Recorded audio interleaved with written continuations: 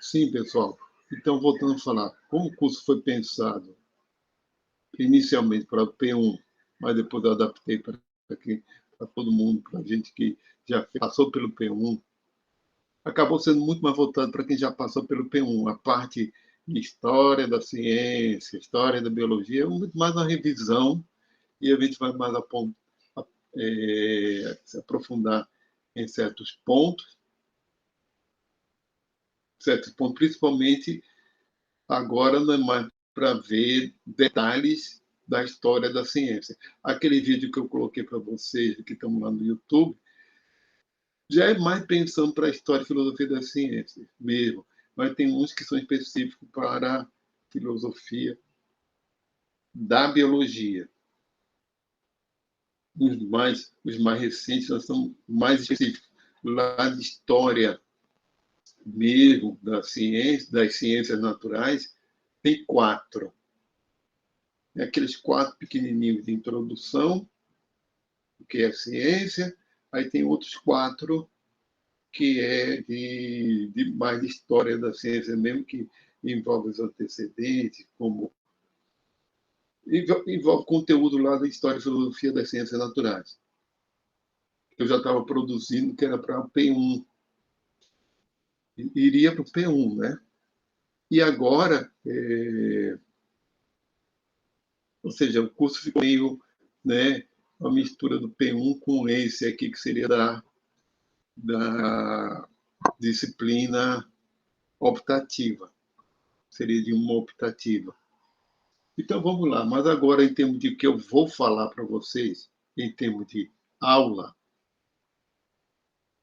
eu vou, nesse primeiro tópico, desses 2 primeiros tópicos, certo? Nesse primeiro módulo, que está em 2 tópicos, a gente, olha, o que interessa, por exemplo, como eu coloquei aqui, na introdução, a apresentação da proposta do componente curricular aos participantes, introdução ao tema, a construção da biologia como ciência, da história natural à biologia, critérios da demarcação entre ciência e não ciência, as diferenças entre abordagem metodologia, epistemologia e ontologia, que isso ao longo da história das ciências houve em muitos casos, houve uma certa confusão, que posturas filosóficas guiaram a metodológica, como foi no caso do mecanicismo, certo? Fórum de discussão está no fórum de atualidade, bem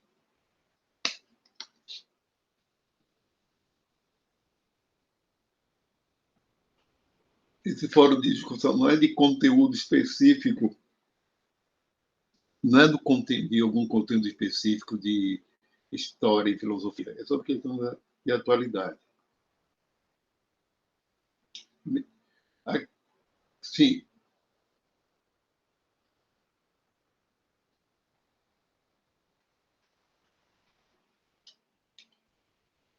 Espera aí,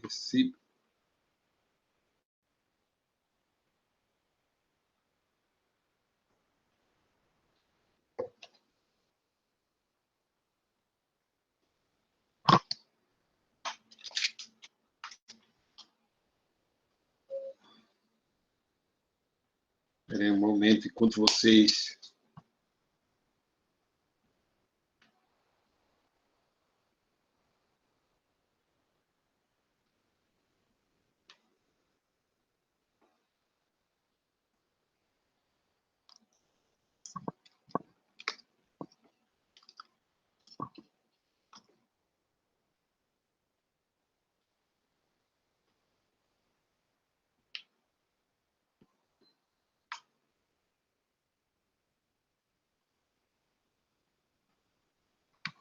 Voltando a falar aqui no curso da gente, a criação do mini projeto de pesquisa, ou mini ensaio, Criação de um mini projeto de pesquisa ou mini ensaio sobre o tema do curso. Enviar o arquivo em formato do Word, qualquer um, viu?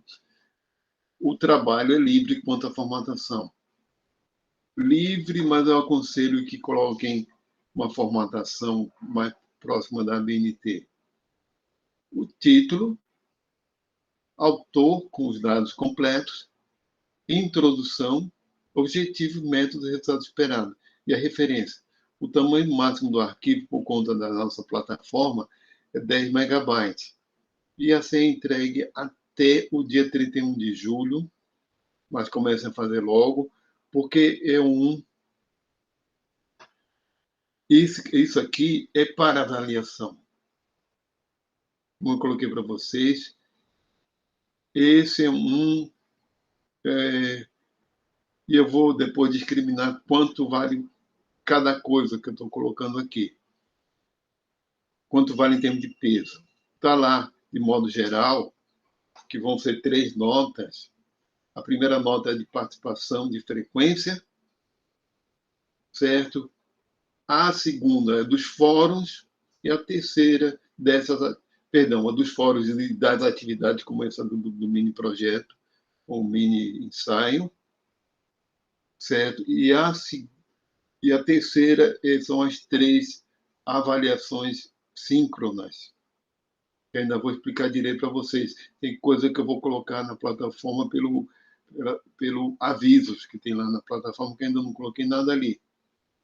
Eu mando pelo WhatsApp também.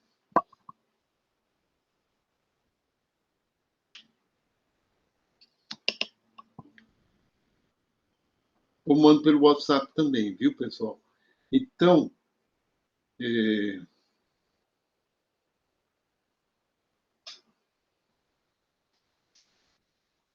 continuando aqui.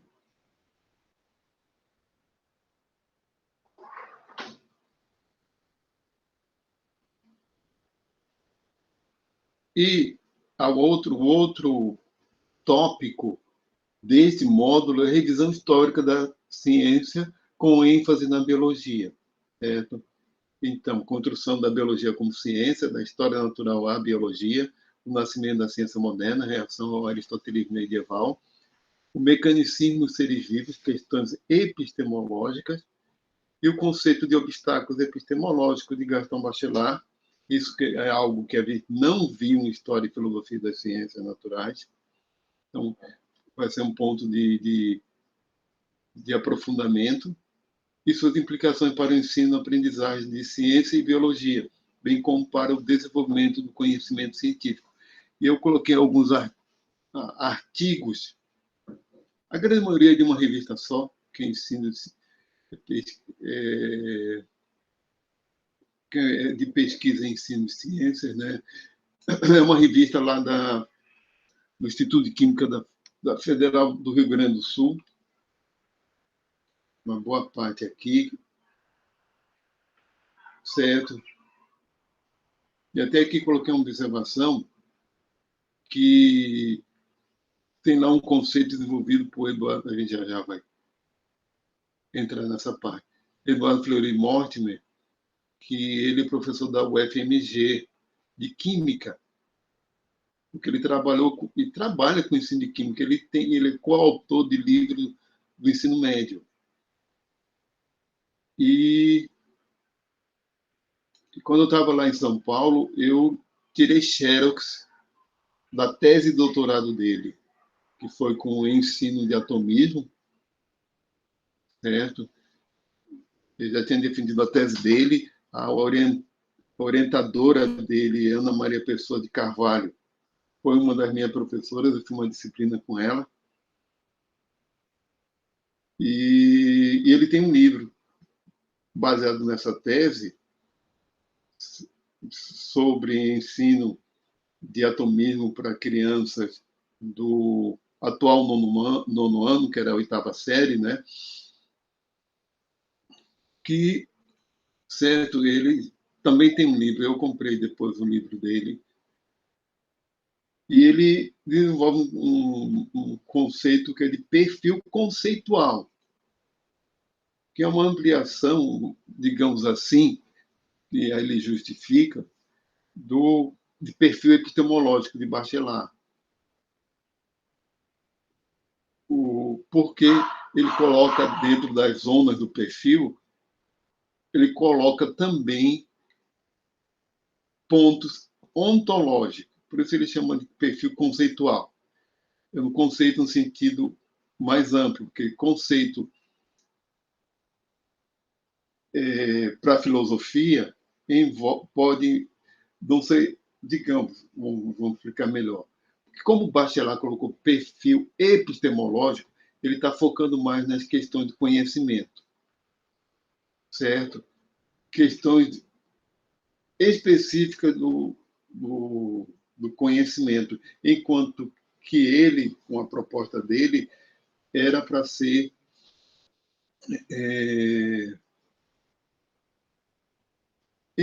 que cada zona daquela do perfil envolvesse também questões de como aquele sujeito que está naquela zona do perfil encara a realidade. Então, tem questões ontológicas. Então, só para ver se sentir a diferença, voltando a falar algo que vocês viram, que é o mecanicismo, a gente tem, é,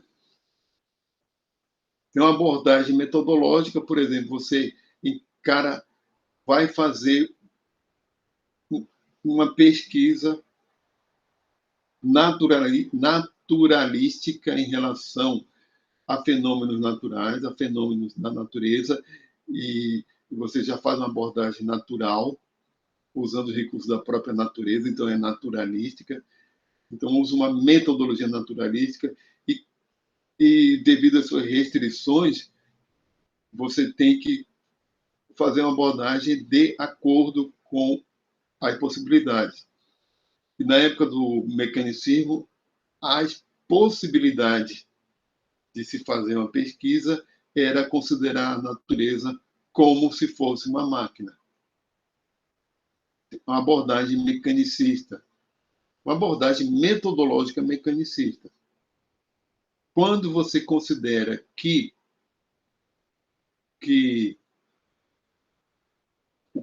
o conhecimento sobre a natureza é para ser desenvolvido em analogia a maquinário, a máquinas, aí se tem uma epistemologia mecanicista. Agora, quando você acha que a natureza é uma máquina, aí é uma ontologia mecanicista. O mecanicismo foi a nível de ontologia. Ele não achava que ele tinha que interpretar a natureza como se ela fosse uma máquina, seria epistemologia, ou fazer só, ou ficar no nível só metodológico. Tem uma abordagem metodológica mecanicista. Não, eles achavam que a natureza era mesmo uma máquina. Daí a gente tem uma epistemologia mecanicista. Falando em termos de atualidade, há muita pesquisa em biologia, em bioinformática, por exemplo. Tem muita pesquisa em bioinformática que o pesquisador não só está recorrendo à bioinformática como um recurso metodológico, mas já está se embasando numa filosofia que considera que o que interessa nos fenômenos, nos sistemas vivos, o que interessa são as regras do funcionamento que podem ser reduzidas a algoritmos. E isso é chamado de estruturalismo.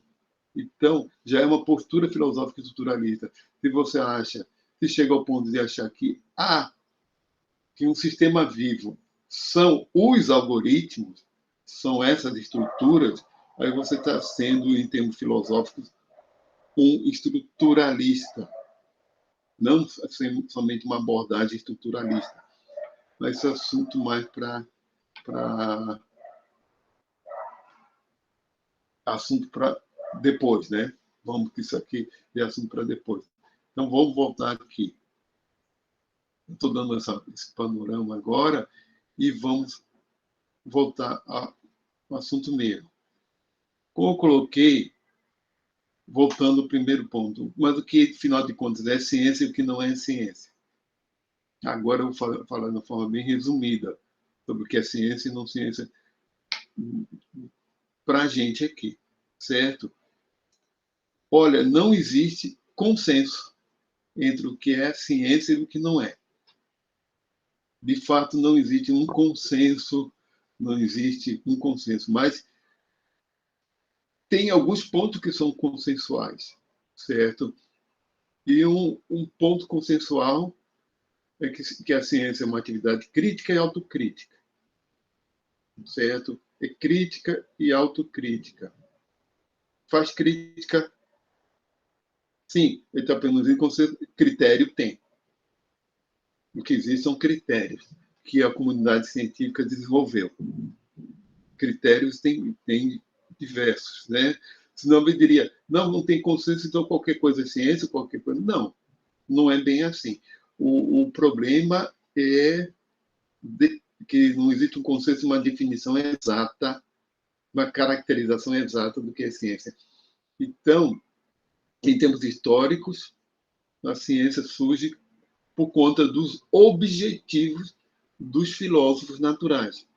Remonta a filósofos naturais.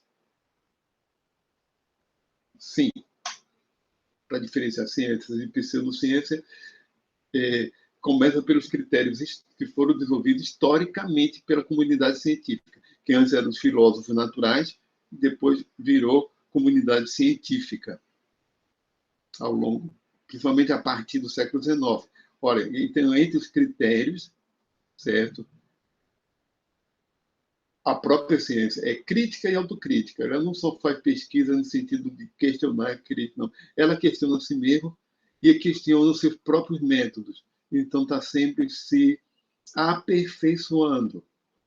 Os próprios métodos, as próprias técnicas são criticadas, né? São avaliadas. Essa parte crítica significa avaliação constante. É uma avaliação constante. Então, é sempre essa postura cética de procurar não aceitar as coisas assim de cara, está sempre né, em ciência, a gente não pode aceitar por aceitar, vocês sabem disso. Esse é um dos critérios fundamentais, certo? Outra coisa, aí, de fato, o pessoal, o positivismo lógico, eles foram rigorosos demais. Tá? Eles estavam rigorosos demais, porque no caso deles, e vocês vão ver que existem algumas implicações na parte de filosofia da biologia mesmo específica, como tem, se coloca reducionismo, capítulo de reducionismo, que acho que eu já postei o vídeo para vocês, mas isso não é para, digamos agora, não é desse assunto de hoje, mas quando se vê reducionismo, leis em, em, em biologia, leis e teorias em biologia, explicações funcionais, etc.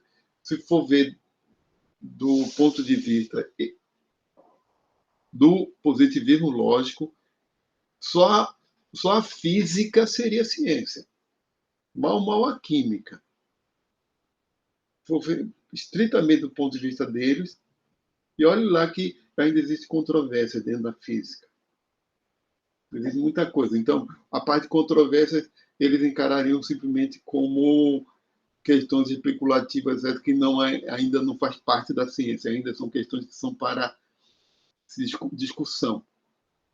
Mas se for ver do ponto de vista deles, é porque os fenômenos biológicos são tão complexos que realmente demorou para surgir uma ciência chamada biologia.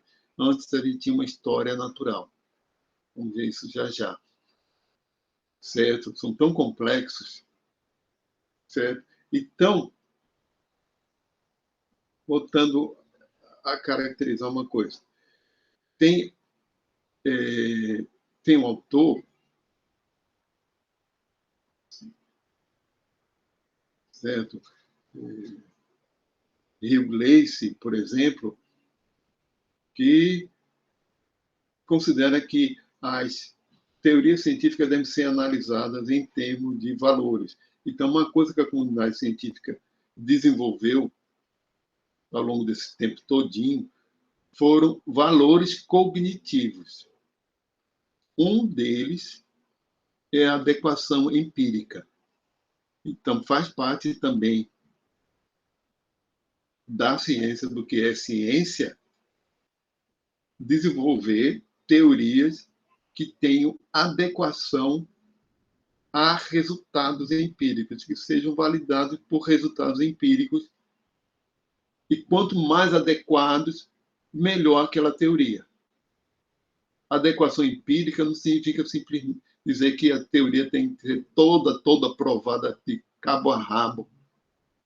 Não, ela tem que ser baseada em evidências empíricas, desenvolvida a partir delas, e às vezes os buracos têm que ser preenchidos, mas ela vai sendo corroborada a partir de resultados empíricos. Os resultados empíricos vão corroborando. Então, um sentido aqui bem popperiano, bem Karl Popper. E ciência também, ela tem que haver verificabilidade dessas teorias, certo? Ela tem que permitir serem verificadas. Quando uma teoria não permite, quando ela se fecha sobre si mesma e não permite, assunto que tem lá no adaptacionismo, que é uma crítica, falando agora em biologia do século XX, eu não sei até que ponto vocês já viram teoria da evolução, mas no livro de Filosofia da Biologia, um assunto bastante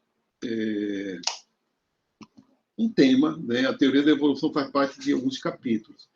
E tem um capítulo que é sobre adaptacionismo. E tem lá, citando esse exemplo da questão da...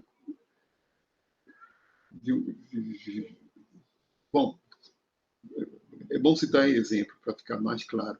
Então, tem alguns autores que começaram a dizer que o adaptacionismo, do jeito que estava, o conceito de adaptação, do jeito que estava colocado pela síntese dos anos 50, estava gerando somente explicações inverificáveis, que caíam feito uma luva para tudo quanto é coisa que acontecia de fenômeno natural dos seres vivos. Tudo o que acontecia, por exemplo, citar lá um exemplo que está lá no capítulo e que está no vídeo que eu preparei. Agora não tenho nem certeza se já está postado, mas citando esse exemplo, certo? Que é o das fêmeas de hienas. Um exemplo ótimo. Das fêmeas de hienas. Olha, você já deve ter ouvido falar que as fêmeas de hienas são dominantes em relação aos machos da mesma espécie. É diferente dos leões, porque as fêmeas dos leões não são dominantes. Elas caçam, mas elas não são dominantes. Enquanto fêmeas de hienas são, de fato, dominantes. Certo? São, de fato, dominantes.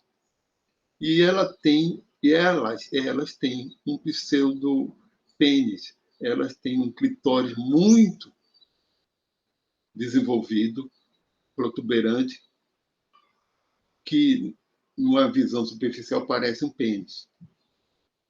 Certo? E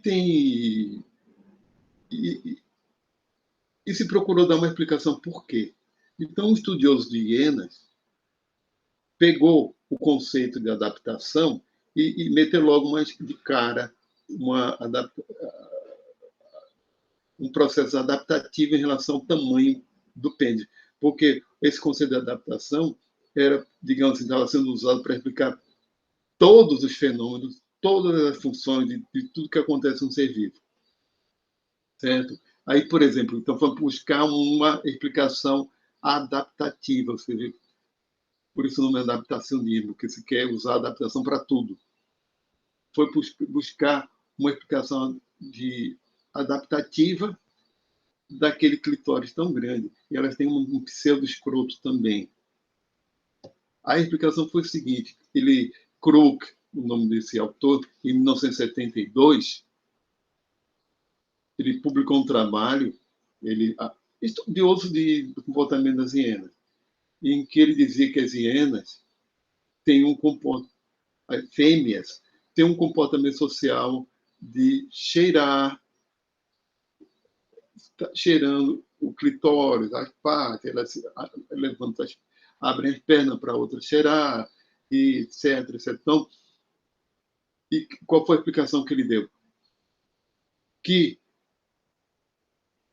por conta desse comportamento, certo, as hienas que tinham maior clitóris tinham mais vantagem dentro do grupo, tinham mais vantagem social dentro do grupo e foram selecionadas a partir do tamanho do clitóris, até fixar na população as hienas com clitóris grandes.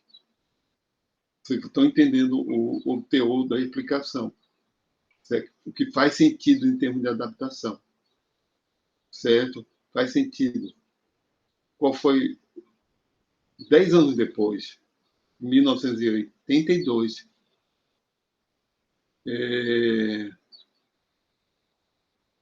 Jay Gould, né? O Stephen Jay Gould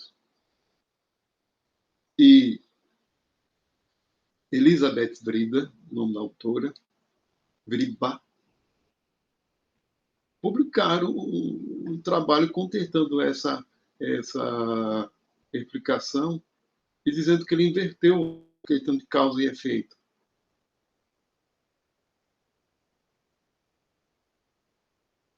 Fenômenos, eles estavam criticando isso também, porque eles foram investigar, foram ver que, na realidade, existe uma outra explicação para aquele clitóris tão grande.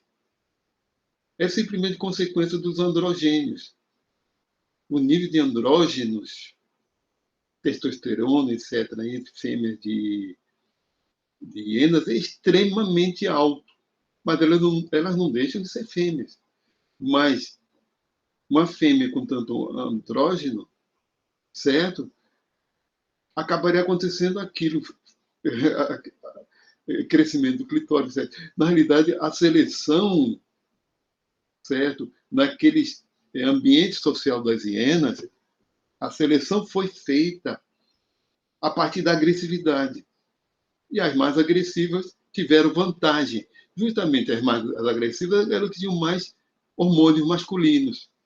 Elas tiveram vantagem sobre as menos agressivas para sobreviver num ambiente social que a competição era por agressividade mesmo, para poder sobreviver, para poder caçar e conseguir se sobressair às demais. Então, se criou um ambiente social que foi favorável às fêmeas agressivas, que tinham maior nível de andrógenos, e com o passar das gerações, foram selecionadas quais? A partir do nível de hormônios sexuais masculinos. Até que tem um pseudo-escroto, tem um clitóris avantajado, etc., parecendo um pênis, é uma consequência, é um efeito e não uma causa. E a partir daí ele começa a cheirar, a sentir cheiro. E muitos mamíferos fazem isso, de cheirar as partes, inclusive cadelas, né? Cães machos fazem isso, cadelas fêmeas também fazem, mesmo não tendo um clitóris grande. De se reconhecer pelo cheiro das partes íntimas. Eles fazem isso. Não precisa ter clitóris grande para fazer. Então, isso é algo secundário.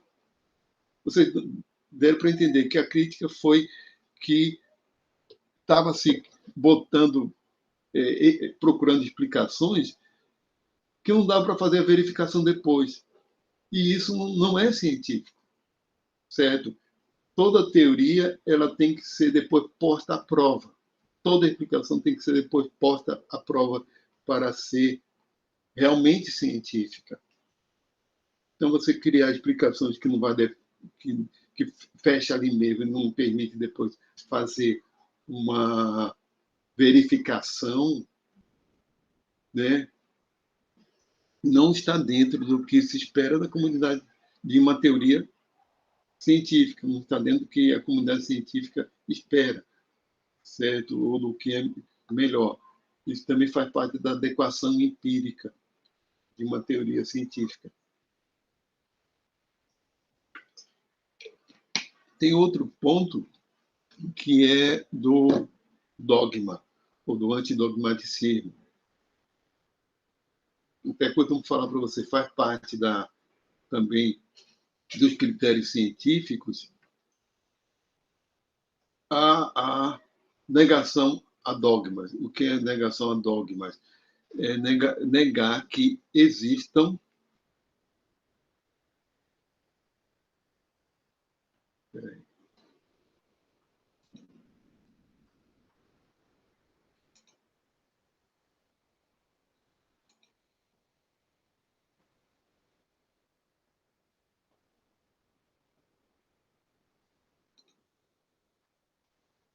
Um momento aqui.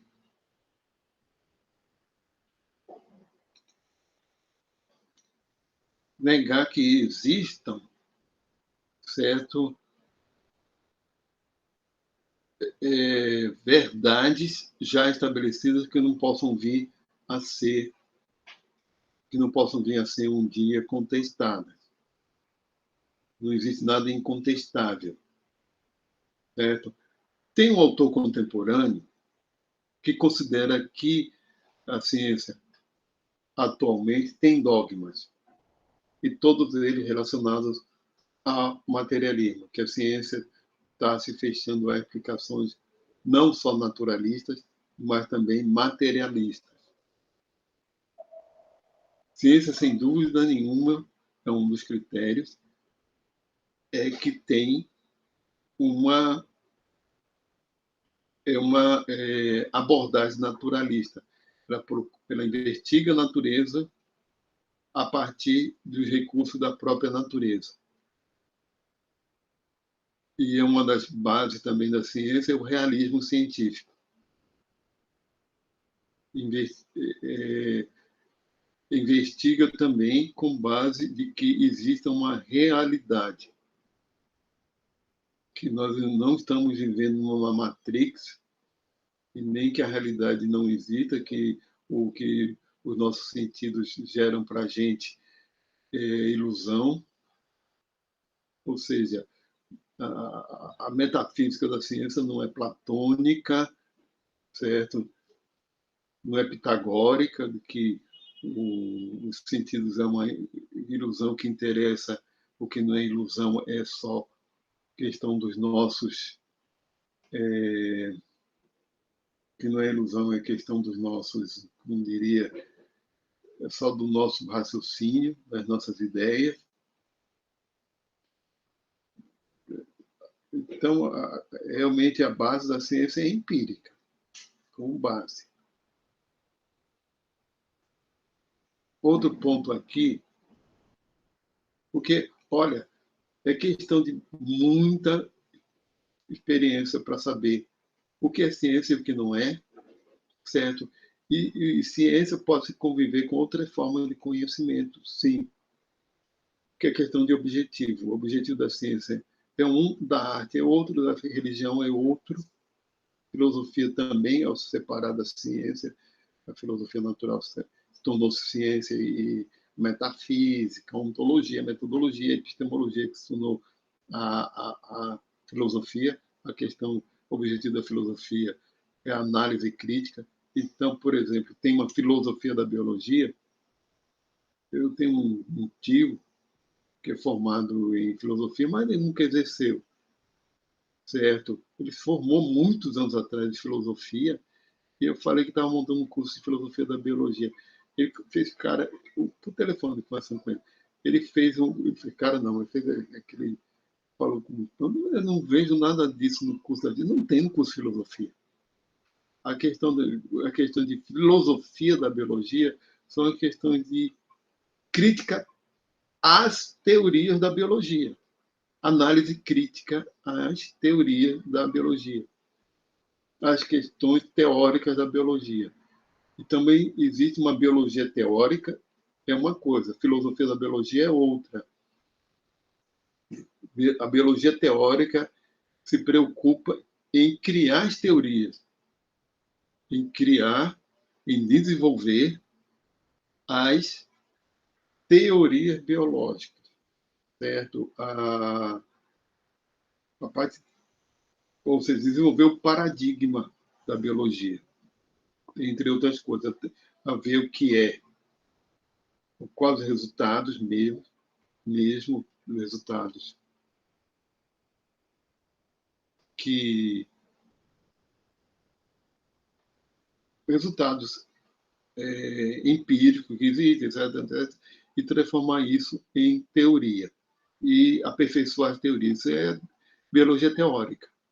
Quem trabalha com teoria da evolução, por exemplo, certo? A filosofia da biologia faz análise crítica dessas teorias, ou seja, vai atrás de inconsistências, vai atrás de incoerências, vai atrás de qual a fundamentação filosófica por trás daquilo ali. Você vai ver vários exemplos, tá? Então, vamos voltar aqui, que eu coloquei, sim, a questão de pseudociência. Tá? O grande problema da pseudociência, certo? Que depende dela.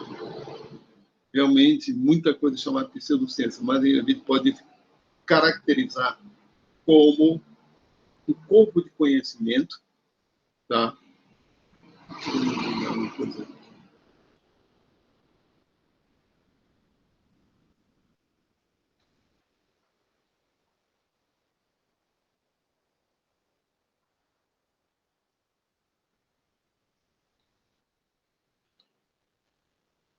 A gente pode caracterizar. Vamos usar aqui esse limite. Peraí.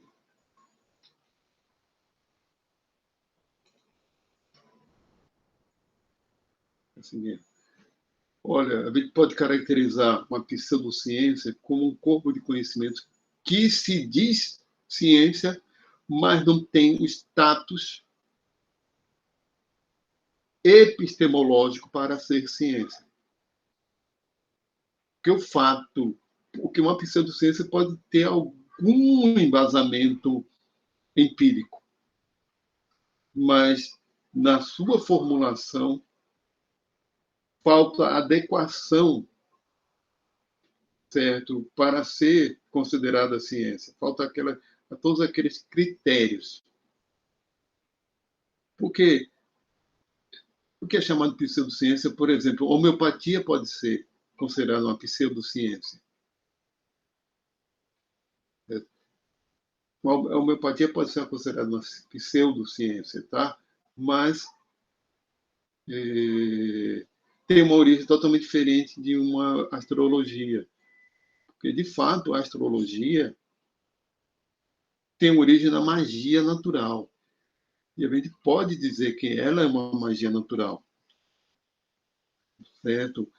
A homeopatia, por sua vez, foi a generalização, no século XVIII, de processos que estavam sendo vistos naquele momento, como a da vacinação, sem uma generalização indevida e sem rigor metodológico. É quando o Hahnemann criou a homeopatia, Está no começo do resultados empíricos. Sim, muita coisa. Estamos perguntando se medicina alternativa, né, entra nisso.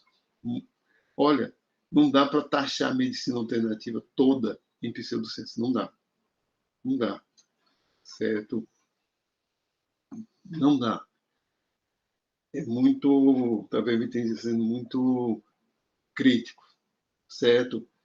Todo em pseudociência, não. Mas tem coisa da medicina alternativa que,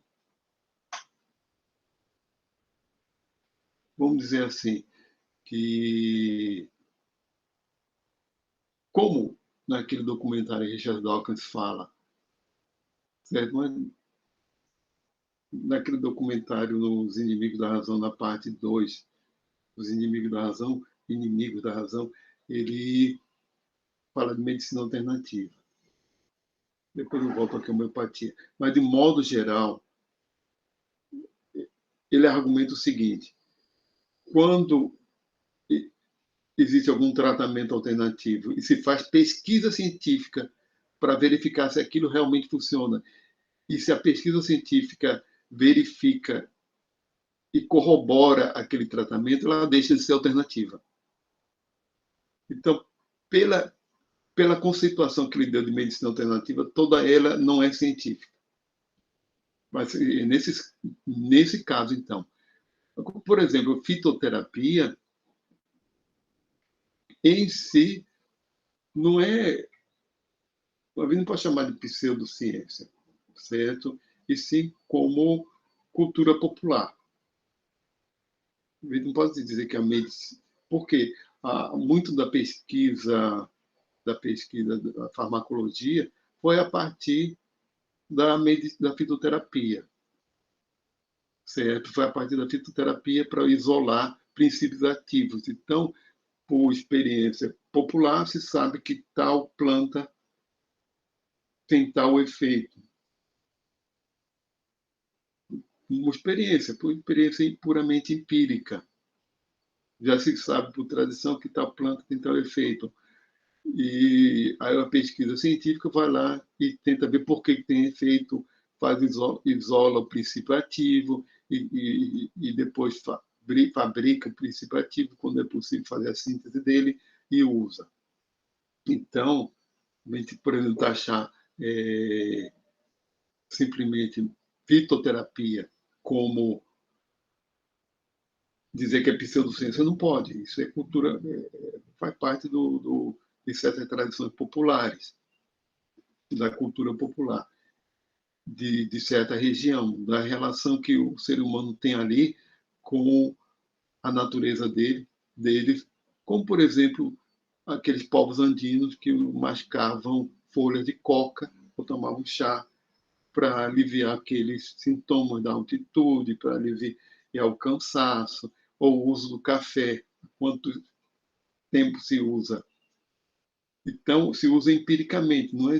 Então, se usava café sem saber que tinha uma substância lá que provocava tal efeito no sistema nervoso.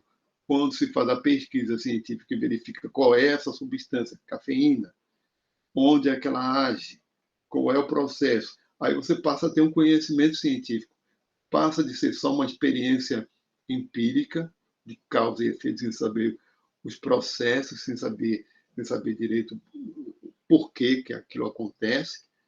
Então, você passa do conhecimento popular para o científico.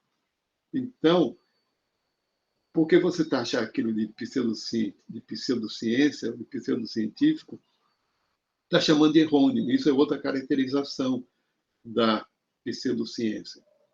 Pseudociência também, o que é chamado de pseudociência, é aquilo que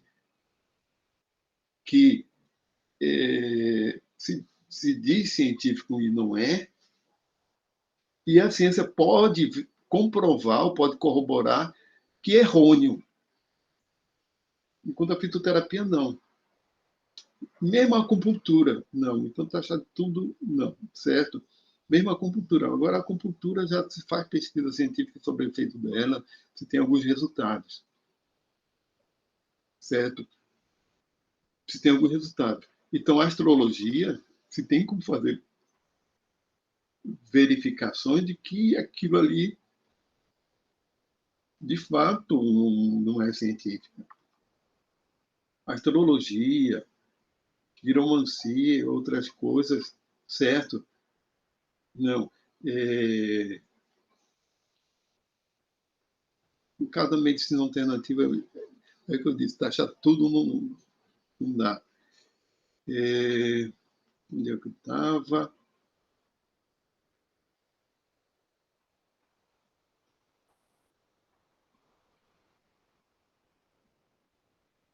Tem uma pergunta que eu faço para vocês, aqui, falando dessa distinção, é como lidar com os estereótipos que os estudantes têm sobre a ciência, do ponto de vista de um professor ou de um pesquisador. Em primeiro lugar, vocês têm que acabar com seus próprios estereótipos. Apesar de a gente reconhecer que o mundo é complexo, é complicado demais. E a gente tem que guiar nesse mundo, certo? E nossa tendência é estereotipar por isso também.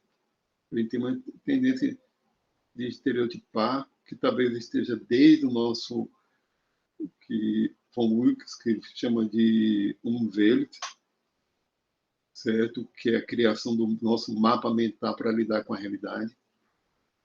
Nosso mapa mental para lidar com a realidade, no nosso caso, é carregado de ideias abstratas. Seria diferente de um de um nativo lá do Kalahari que tem que ter carregado de informações sensoriais, né, perceptivas. Ele lida com a realidade a partir dos sentidos. Nós lidamos com nossa realidade a partir de símbolos. A gente é capaz de... A gente vai, quando vai para a rua, a gente se orienta pelos símbolos, pelas referências, certo? Não, muito mais do que pelos nossos sentidos. Muito mais. Não estou dizendo que a gente não usa, a gente usa. Se a gente vai para a rua e sente um cheiro estranho de queimado, de fumaça, a gente logo procura saber onde é que está, de onde está vindo aquele cheiro de fumaça. A gente ainda mais para a gente se orientar, a gente tem o nome da... A gente ou já está com o mapa daquela cidade na cabeça, ou quando não está, a gente procura as placas, procura se orientar, certo? Então, a gente tem que criar mapas mentais, a gente não pode lidar, por exemplo, em todas as circunstâncias, a gente não pode lidar, vai para o hospital e procura identificar quem é o médico que vai atender a gente. E como é que a gente identifica isso? Deve já tem logo ideia de o que é um médico. Vai para um lugar, né? Então, já tem aquelas ideias e com rápido se cria estereótipo. Agora, no caso de vocês, eu queria saber, só estão com 4 estudantes aqui. Quem, vocês me digam assim, quem está fazendo licenciatura, quem está fazendo bacharelado, por favor. Porque eu acho que tem gente da licenciatura e bacharelado, né? Misturado. Certo? Gabriel é bacharel. Vamos lá. Eu queria saber, Everson também, eu queria agora verificar quem realmente está ficando no curso, como é que está a situação de vocês. De qualquer maneira, também interessa para um pesquisador, certo, o lidar com o estereótipo de... Uma moto passando, não sei se vocês... Ainda bem que pelo menos onde eu moro, aqui em Intermares, é meio silencioso. Eu não moro num lugar muito tão movimentado. Vamos lá. Então, o pesquisador também tem que lidar com estereótipos ao lidar com, por exemplo, com o público, de algum modo lidar com o público, certo? E não reforçar seus próprios estereótipos também. E lidar com o público e acabar com também essa ideia, diminuir essa ideia de estereótipo de cientista maluco, né? O cientista tem. É lógico que a gente incorpora papéis sociais. Então, uma pessoa é de um jeito no trabalho, pode ser totalmente diferente em família, né? Então, a pergunta que eu coloquei para vocês, mas você pode imaginar, mesmo sendo no bacharelado, como é que se comunicar diante de uma criança, etc., para lidar com esses estereótipos, tá? E outra pergunta que eu coloquei aqui, para vocês responderem, né? O que espera aprender sobre filosofia da biologia para contribuir com sua formação? Certo? Tá. Então, vamos lá.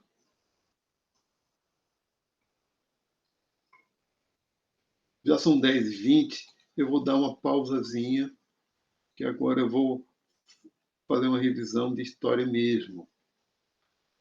Começar a revisão de história. Eu vou dar uma pausazinha, porque tem mais de 1 hora. Certo, pessoal? 15 minutos, tá? Tá certo?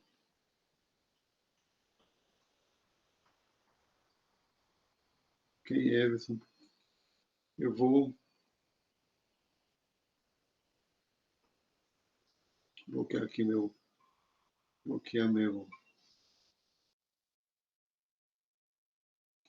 15 minutos, viu? Que aqui eu vou bloquear o microfone.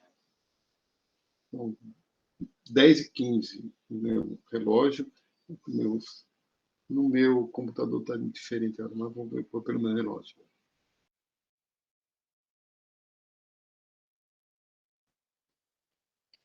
Oi, pessoal, eu estou de volta, viu? Vamos recomeçar. Quem quiser falar alguma coisa também.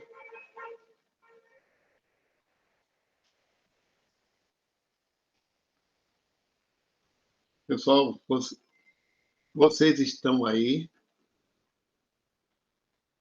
Certo, Gabriel tá. Então, que já passaram, na realidade, 20 minutos. Certo, certo. Tá bom, já vou. Tudo bem. Ok, tá certo. Então, que aqui eu coloquei no tópico 2 uma revisão histórica da ciência com ênfase na biologia. Certo que a construção da biologia como ciência, da história natural à biologia. Aí, o nascimento da ciência moderna, né? Mas, por um lado, da história natural à biologia. Isso foi, olha, a investigação da natureza sobre seres vivos, certo, começa como uma história natural. Até no século XIX,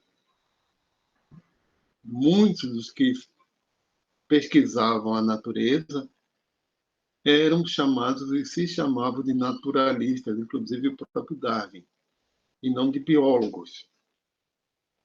Biologia, até a própria palavra foi usada pela primeira vez por Lamarck no começo do século XIX e, e também por um alemão que eu não me vem agora na cabeça o nome dele, mas foi de forma independente. Eles foram os primeiros a usar e porque a proposta de Lamarck, a ideia que ele tinha era criar uma ciência unificada dos seres vivos, porque até então se tinha uma história natural, não tinha nem como falar, que é diferente de filosofia natural. A história é descritiva, responde à pergunta como tal coisa é. E a filosofia natural procurava responder a pergunta por que ela é assim. E ao responder por quê sobre os processos da natureza, se pode fazer previsões. Certo? Então, a, a filosofia natural prescritiva e preditiva, porque se cria modelos que permitem fazer previsões, coisa que não existia no estudo dos seres vivos. Então, a história natural também envolvia geologia, por exemplo. Era muito mais de descrever e, a partir da descrição, se fazer classificações, etc., do que de realmente procurar explicações sobre os seres vivos, certo? Você pode me perguntar, Darwin não fez biologia? Sim, mas ele realmente, ao formular uma teoria da evolução, pela seleção natural, ele está formulando uma teoria biológica. Ele realmente já está formulando uma teoria para explicar fenômenos biológicos da transformação dos seres vivos, de um processo. Já está realmente formulando uma teoria biológica, certo? É diferente de só fazer uma classificação. O próprio Lamarck, quando criou a palavra biologia nessa época, e tudo ele queria unificar, e por isso ele formulou leis também. A teoria de Lamarck é uma teoria com esse caráter, né? Que não é mais história natural. Mas o caminho foi longo, porque os seres vivos são estudados, digamos assim, desde sempre. Aristóteles foi um mesmo que fez muitos estudos sobre os seres vivos e procurou dar classificação, certo? Sempre com critérios mais ou menos que dizem respeito à natureza. Os critérios que o ser humano emprega para lidar com a natureza tem muito a ver com a cultura a qual ele pertence, certo? De como é que tem muito a ver com como é que aquelas pessoas interagem com aquela natureza deles. Isso depende também então do nível de complexidade daquela cultura e da interação com a natureza, certo? Então existem classificações. Todos os povos tiveram alguma forma de classificar os seres vivos e podem classificar do tipo selvagem domésticos, dos domésticos que servem para isso, que servem para aquilo. Podem usar critérios anatômicos ou critérios de como, por exemplo, voo, rastejo, são do mar, são da terra, né? Certo? O caminho realmente foi um bocado longo para esse desenvolvimento da biologia como ciência, certo?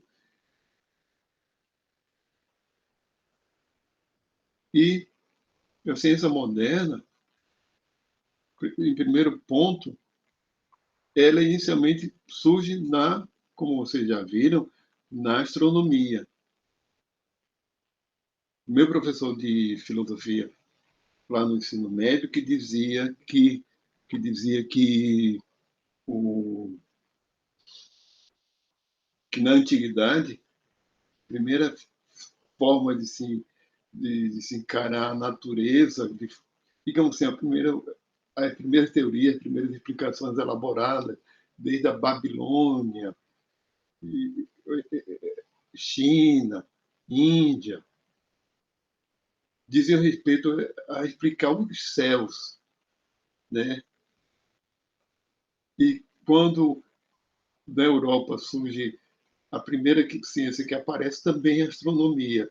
Então, ele dizia assim mesmo, parece que o ser humano é muito mais preocupado com os céus do que com a Terra.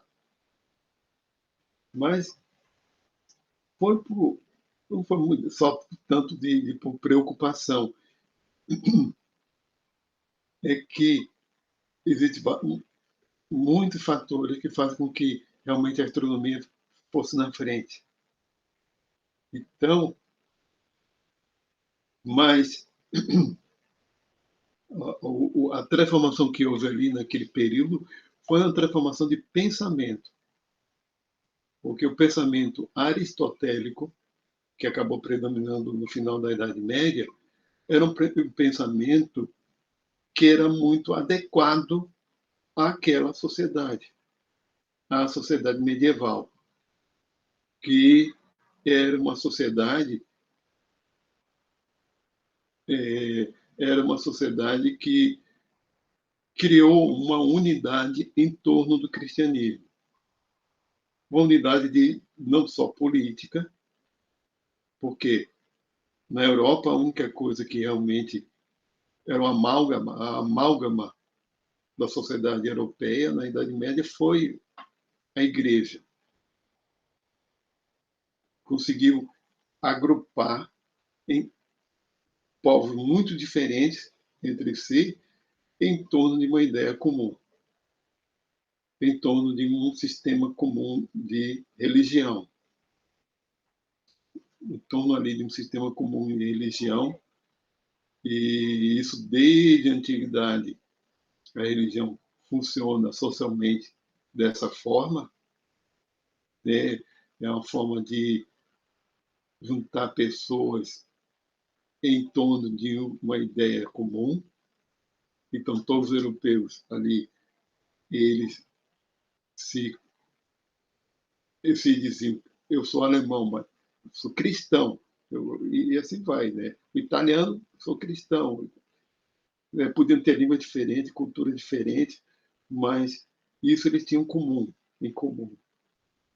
E sendo o mesmo sistema religioso, também teve o mesmo sistema administrativo por trás, centralizado em Roma, teve um momento que foi lá para Avignon, mas então uma coisa que a Idade Média teve foi esse amálgama em torno do cristianismo.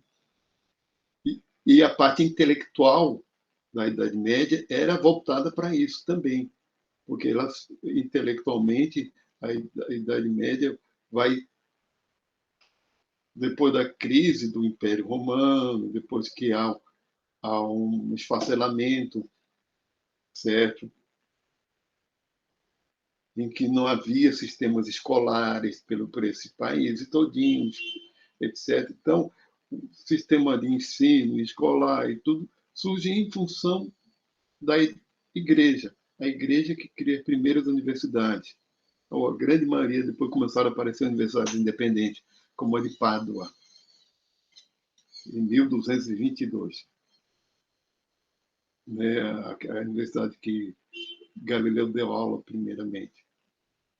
Sim, começa a surgir os mosteiros, eram ambientes de estudos. Então, a parte de, de instrução, etc., era estruturada em cima da igreja. A própria igreja criou o sistema universitário, uma coisa inédita no mundo.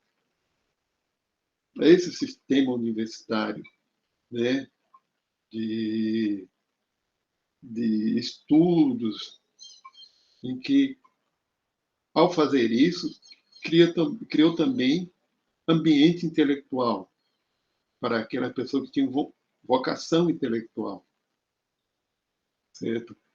E uma consequência dessa não é que de vez em quando começou a aparecer gente que pensava diferente da igreja, apesar de tudo, com o tempo isso foi se acumulando, né? Então, na Idade Média se tinha um pensamento todo voltado para estar coerente com o cristianismo, e a filosofia de Aristóteles como foi usada por Tomás de Aquino, se encaixou perfeitamente com a, com a teologia cristã. Então, a ponto de que, no final da Idade Média, havia uma coerência tão grande ali, certo? Havia uma coerência tão grande no final da Idade Média, por exemplo, que havia uma unidade de conhecimento, certo? Não havia essa separação e especialização. Não tinha a filosofia não era separada da ciência, separada da religião, separada da arte, era tudo como se fosse uma coisa só. E a amálgama era a religião cristã, era a teologia cristã.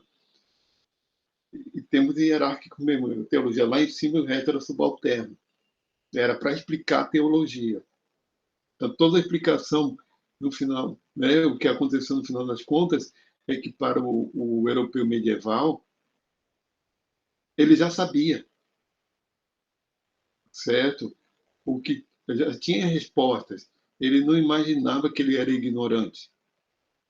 Ele não imaginava a ignorância dele. Porque aquilo já estava com as explicações, já tinha resposta. Por que tal coisa acontece? Se o camponês quisesse saber, explicar como é que foi que surgiu o homem, como é que surgiu a mulher, ele ia perguntar para o padre. Já existiam respostas para isso. Ele ia perguntar para o padre explicava. Certo? Então já tinha as explicações para tudo que acontecia na vida deles.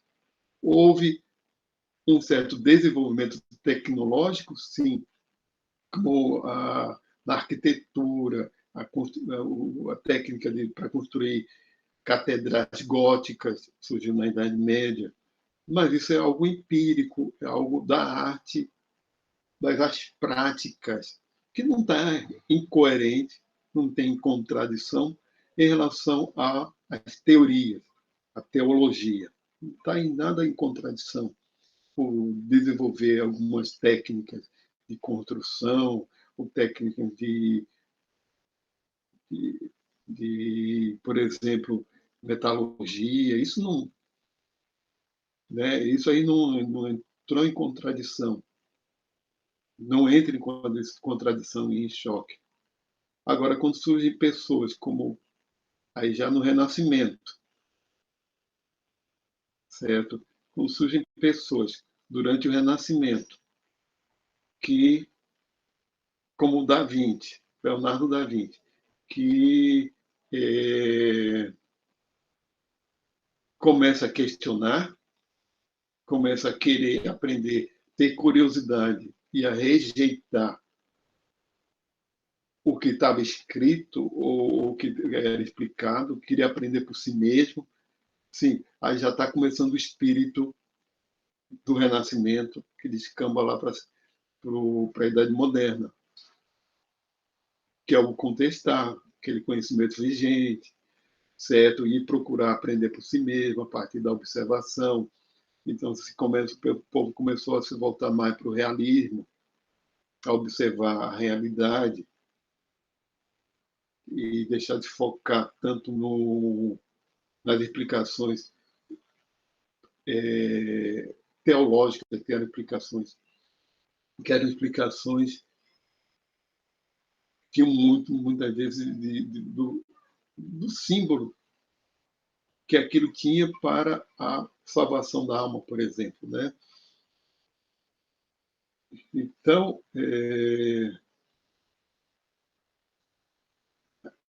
a grande guinada em relação ao essa reação ao aristotelismo medieval foi em primeiro lugar, foi reconhecer que esse aristotelismo não estava dando explicações para os fenômenos da natureza, como Galileu fez. Que ele não estava dando as devidas explicações, que havia coisa que a explicação aristotélica estava em contradição. Ou seja, é aquilo que Thomas Kuhn chama de que acontece na mudança de paradigma. quando há acúmulo de evidência contrária ao paradigma, a tendência dele é ou ele se aperfeiçoar e se reformular, ou ele ser abandonado. Foi o que aconteceu com Aristóteles. Com o aperfeiçoamento das observações astronômicas, se viu que era muito melhor colocar o Sol no centro, certo? Que o pensamento medieval geocentrista era incompatível com as observações astronômicas. Também o pensamento aristotélico medieval sobre o movimento era incompatível com observações que foram feitas da queda dos corpos, e entre outras coisas. Então, vai se acumulando anomalias, né? Quando se acumula anomalias, há mudança de paradigma. Muda o paradigma para um paradigma que não tenha, que consiga explicar essas anomalias. Então, foi o que aconteceu e acontece e aconteceu posteriormente também, certo? Certo? Então, há momentos na história do conhecimento humano que há mudança de paradigma. Quando aquele paradigma não está servindo mais, ele é abandonado. Se ele não conseguir ser reformulado, ele é abandonado. Ainda no Renascimento, houve umas reformulações. Houve ainda umas reformulações sem abandonar o aristotelismo. Mas depois da Idade Moderna, ele é abandonado, certo? Dentro da filosofia natural. Certo? Então,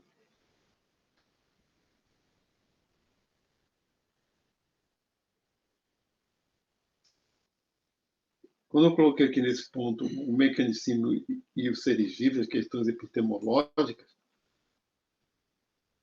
por exemplo, agora a gente, depois desse período, depois do período aristotélico, do aristotelismo, aí entra na Idade Moderna a filosofia natural que surge substituindo o aristotelismo, era uma filosofia natural que ainda na época permitia explicar alguns fenômenos, explicar fenômenos astronômicos, conseguir explicar fenômenos do movimento, certo? Que é o mecanicismo, mas não conseguia explicar os fenômenos biológicos. Então, realmente era uma filosofia natural inadequada para os seres vivos. Ainda vai se levar um tempão, certo? Mas o primeiro passo foi, vamos considerar como foi um passo necessário, aquela história do mecanicismo. Foi um passo necessário para a formação da ciência, mas ainda não ainda não se tem a mentalidade adequada para fazer explicações biológicas, né?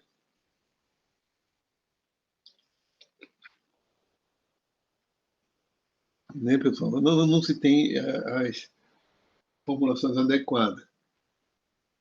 A gente pode, de forma simples, dizer, porque como eles começaram a ver o mundo feito uma máquina, como eu falei para vocês, naquele momento, o único tipo de pesquisa naturalística que se podia fazer era dizer a respeito ao que hoje a gente chama de da parte mecânica da física, que vocês veem no primeiro ano do ensino médio. É o movimento, as leis do movimento, vai até Newton. Vai até as leis de Newton, um pouco por aí, né? Que o auge das leis de Newton ainda tem mais alguma coisa, mas por aí. O auge desses estudos, realmente, quando vocês estudam esse tipo de fenômeno, na abordagem, considerando que aquilo ali é uma máquina, ele funciona. É um tipo de paradigma que se encaixa muito bem para esse tipo de fenômeno. O problema é achar que toda a natureza é uma máquina, ou funciona daquele jeito. Funciona daquele jeito. Aí isso é até um reducionismo bastante grave. o primeiro ponto de filosofia da biologia que ele tem, primeiro, é o capítulo 2 daquele livro, né, de Paulo Abrantes, fala de reducionismo, certo? E realmente não dá para explicar todos os fenômenos daquele jeito, porque você não consegue explicar fenômenos nem da química. Certo? Você consegue explicar o fenômeno do movimento, e isso é em condições de que as chamadas condições ideais, pêndulo ideal, você não levar em conta o atrito em algumas circunstâncias, né? De certa forma, o que aconteceu ali na época de Galileu, né, e o pensamento de Galileu, certo, era a matematização da representação da natureza, que a natureza era governada por leis matemáticas, certo? Outra coisa que a gente vai ver lá em leis na biologia. Do ponto de vista estritamente do positivismo, a biologia não teria leis, mas a discussão posterior, tá? Então, a natureza como governada por leis matematicamente descritas, certo? E para ser científico tem que ser fenômenos que obedecem a essas leis. E isso é uma coisa que não está clara, que eu já vi uma discussão lá na época que eu estava escrevendo minha tese de doutorado, tá? Tinha uma discussão sobre um autor, Matthew, o nome dele, anos atrás, um autor que, que digamos, que fazia crítica ao construtivismo. Fazia crítica ao construtivismo porque o construtivismo tinha recapitulado uma epistemologia empiricista aristotélica e que a ciência surge a partir de uma reação contra isso, uma reação que tinha um cunho platônico, que é a abordagem da natureza, que é o uso de pêndulos ideais, etc. E isso tem que ser abordado em termos de ensino de ciência, porque muitas vezes o estudante, não sei se aconteceu com vocês quando era no ensino médio, quando estava no ensino médio, o estudante ele tem uma certa resistência. Por exemplo, quando vai falar de pêndulo, certo? Aí tem lá pêndulo ideal, mas o ideal não existe. Dizer essas coisas, aplicar o ideal. Olha, um exemplo ótimo para isso, para essa matematização, é conceito de centro de massa, centro de gravidade de um corpo e algo que calcular o centro de gravidade do corpo. Centro de gravidade existe em termos concretos? A resposta é não.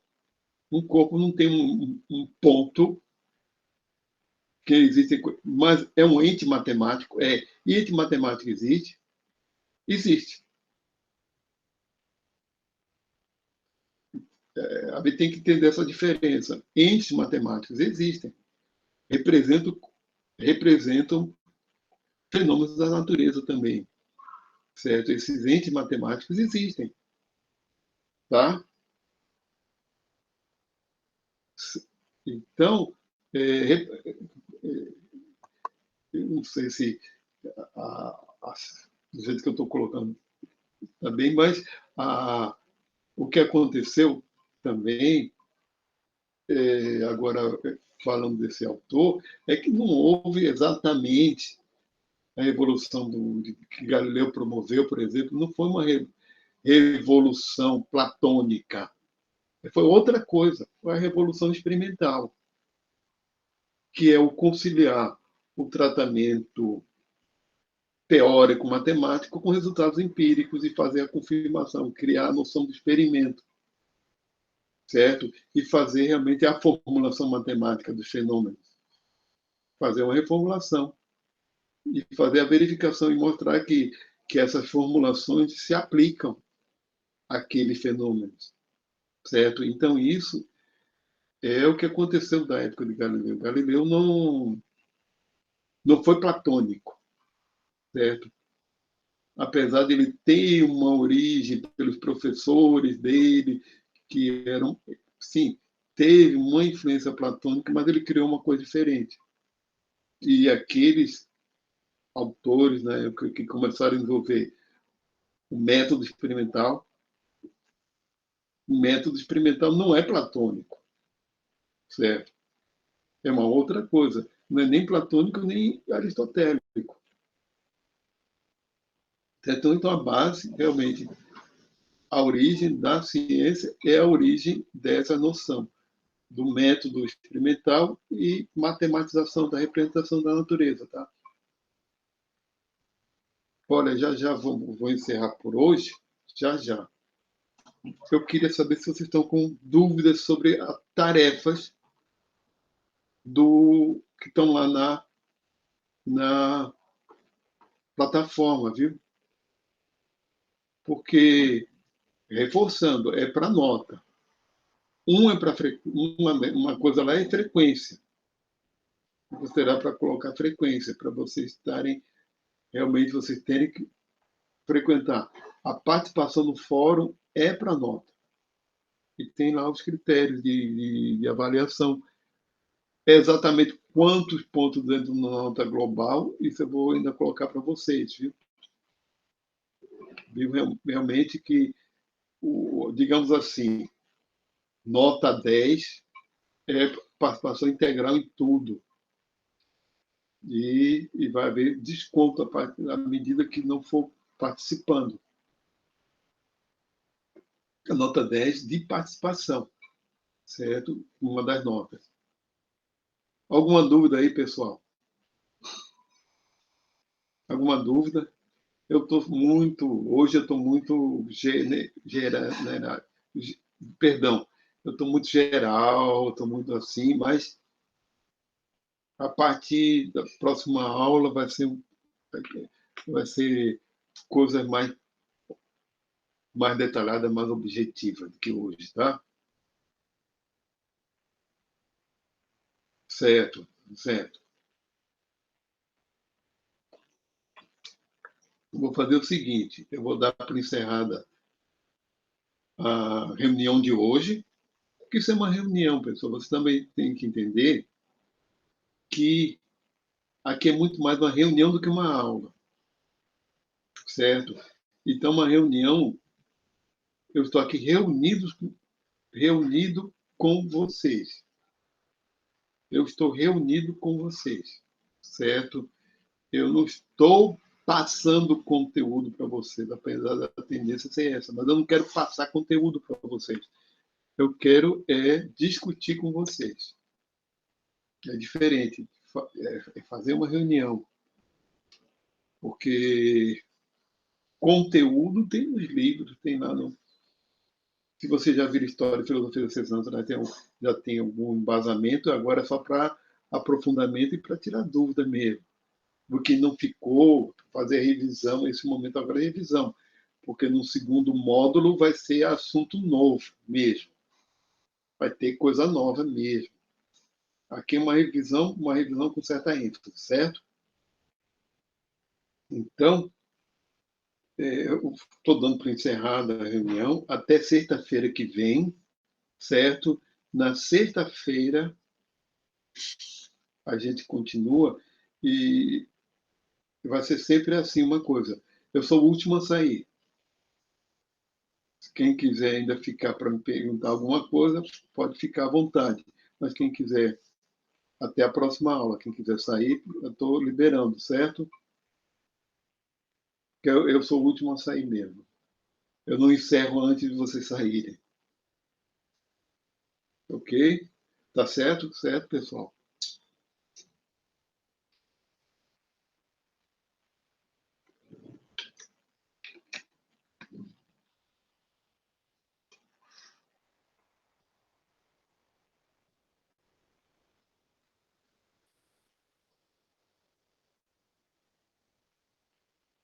Certo, Gabriel. Tá, tá, tá. Até mais, viu? Até mais.